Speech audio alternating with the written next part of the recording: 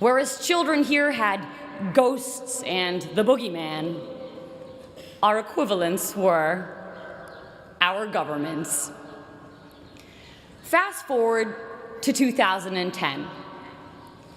When I first got here, someone told me, if Harvard shut its gates, it could be its own country, just like the Vatican.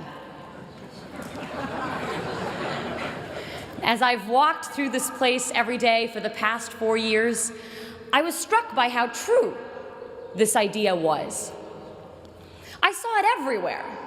The Harvard Nation. I saw it in the big and obvious things. We had our own version of the Statue of Liberty, the John Harvard statue, our own embassies, the Harvard Clubs of Boston and London, a tax collection agency, the Harvard Alumni Association, and an endowment larger than more than half the world's countries' GDPs. We also had our own diplomatic passports. Nowhere did I see this more clearly than at US Immigration at Boston Logan Airport. Whenever they saw I was coming from the Middle East, what were you doing there? Why are you here? Why did God make you from the Middle East? But I made sure I dressed like our overly proud Harvard dads, with Harvard hat, Harvard shirt, Harvard shorts, and Harvard underwear. And as soon as they saw I was a citizen of Harvard, oh, you go to Harvard. Surely you must not be a national security threat. Welcome to America. And suddenly, all the gates to the American dream opened wide. I saw it everywhere, this Harvard Nation, but I saw it not just in the hard structures, but more importantly, in its invisible institutions, the invisible scaffolds around and undergirding the hard institutions. I saw it in the quarreling columns of the Crimson newspaper, its kung fu fights of ideas and lively student debates, with the potency to propel policy changes by the next morning's print. I saw it in our cluttered bulletin boards, bustling with life, with announcements of student-led conferences, Broadway-worthy shows, and dorm room projects turned World's Next Facebook, smothering each other for our cursory glimpse. A trivial detail, these cluttered boards that often slipped notice. But where some saw papers, I saw passions, purpose, creativity. I saw a heartbeat of civic community's vivacity. My parents' countries were places where institutional dysfunction killed off this social dynamism and vibrant productivity, and so I felt acutely here the value of civil society and living, breathing institutions.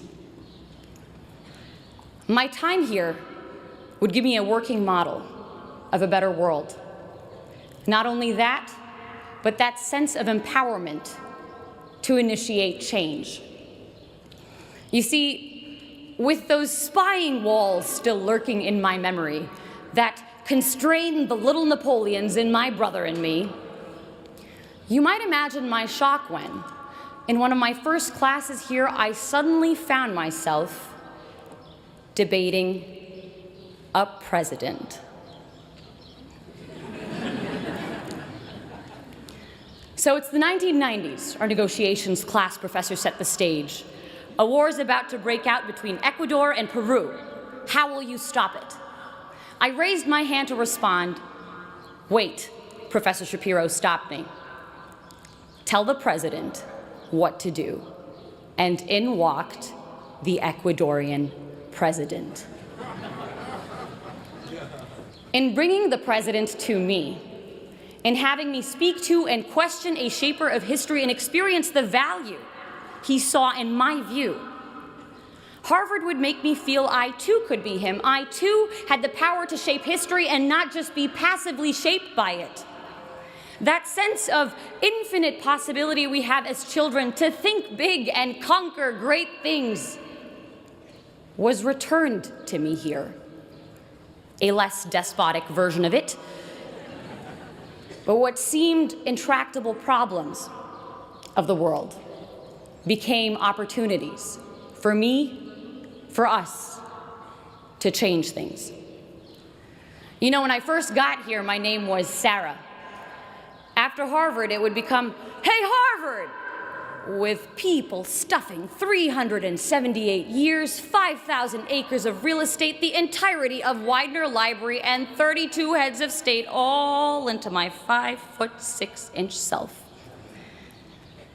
Ridiculous as it is, there's a strange reality to it. Arab-American author Renda Jarrar pictures inhabiting a new place as running barefoot, the skin of our feet collecting sand and seeds and rocks and grass until we had shoes made of everything we'd picked up as we ran. And running through Harvard Yard over the past 4 years, the skin of our feet collecting a world of experiences. We each become this place in a strange way.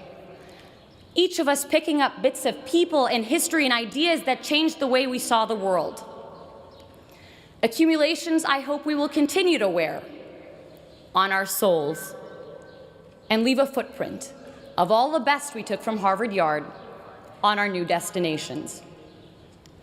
And that's why I am hopeful for the future.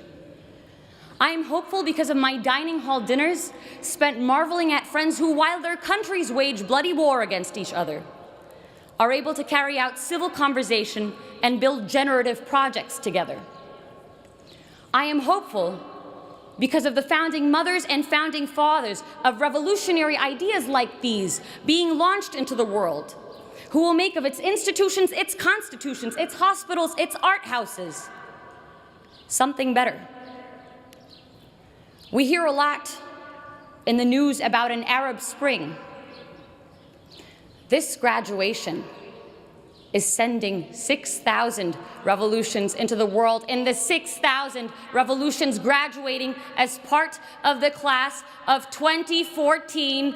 If we take those revolutions, those great ideas sparked behind Chipotle burritos and Starbucks coffee cups in our version of Tahrir Square, Harvard Square, out with us into the real world, into the real Tahrir Squares, and make something of them. Revolutions not in arms, but in minds, more powerful and permanent and pervasive. For this isn't a Ukrainian revolution or an Arab Spring, but a global revolution. This is the Harvard Spring of 2014. This is the Harvard Spring.